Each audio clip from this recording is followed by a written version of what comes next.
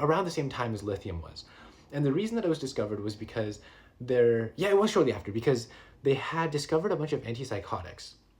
And the scientists at the time knew that a bunch of antipsychotics could work and was looking at their molecular structure. And there was like this big pharma company that's like, okay, we want to look at these other structures and see if they could also work as antipsychotics. And they grabbed a huge list of similar structured molecules. Well, this in particular scientist decided, you know what? I want to go for a long shot. And he's like, I want to choose the one that has the least similarity to the already existing antipsychotic. Well, the big pharma didn't like that because they were like, well, why would we do that? We're trying to make money. That like seems like a huge risk. There's a lot of investment and research that we have to do for that. So they wouldn't support him.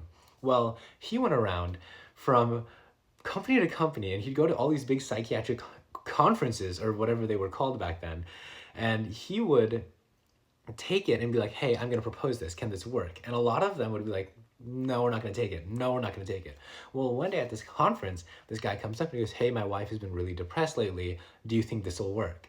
And the guy was like, well, I don't know. I think it's an antipsychotic, but we can try it. And then the guy with the depressed wife was like, okay, let's try it. And obviously, I think the ethics back then were a little bit different than they are today, because a lot of the psychiatry that we discovered is not as ethical as we have it today. But they essentially gave it to his wife completely like just off the books, and it worked. So then after that, they found out that the guy with the wife who was depressed was kind of like a big honcho in one of these big pharma companies. So then he took it to his company. It's like, hey guys, we have something. And then they ran some more tests and it ended up working. But that's how those two drugs were discovered.